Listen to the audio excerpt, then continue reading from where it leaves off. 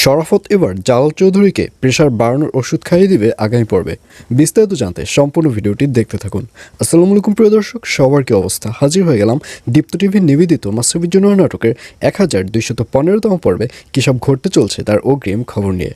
Alright, এই পর্বে আপনারা দেখতে পারবেন অবশেষে রুনা ম্যাডাম এবং জালাল চৌধুরীর বিয়ের যত কাজকর্ম রয়েছে সব কিছু শুরু হয়ে যাবে এবং শরাফত সাহেবকে রাখা হবে ওখানের ফটো সেশনের জন্য, অর্থাৎ ওখানে সবার ছবি তোলার জন্য শরাফতকে রাখা হবে।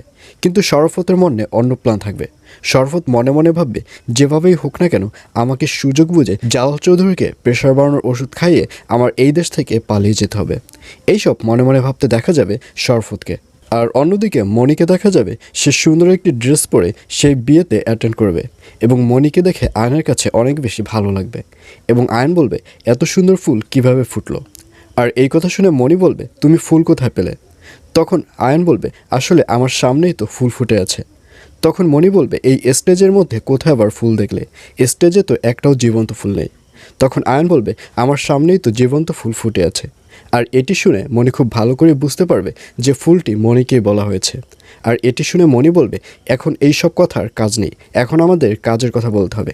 আমাদের অলওয়েজ খেয়াল রাখতে হবে শরাফত কোথায় যায় কি করে, কারণ আমি খুব ভালো করেই জানি যে শরাফত এই বিয়েতে আসার একটাই কারণ রয়েছে, সেটা হচ্ছে সে আবারও নতুন করে এই বিয়েতে ঝামেলা পাকাতে চাচ্ছে।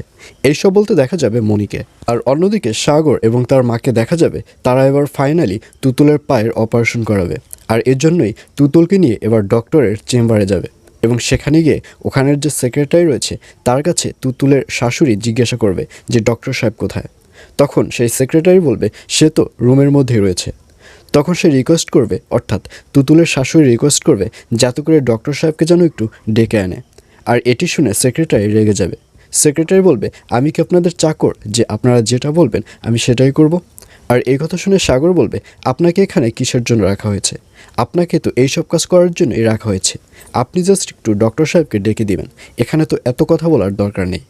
আর এই কথা শুনে সেই সেক্রেটারিকেও দেখা যাবে সে ডক্টর সাহেবকে ডেকে আনবে এবং এক পর্যায়ে ডক্টর সাহেব আসলে সে তুতুলের যে অপারেশন রয়েছে, অর্থাৎ পায়ের অপারেশন করবার জন্য তুতুলকে রেডি হতে বলবে এবং এক পর্যায়ে আগামী পর্বে আপনারা দেখতে পারবেন যে তুতুলের পায়ের অপারেশন শুরু হয়ে গেছে। আর এছাড়াও থাকবে আশ্চর্য সকল ঘটনা।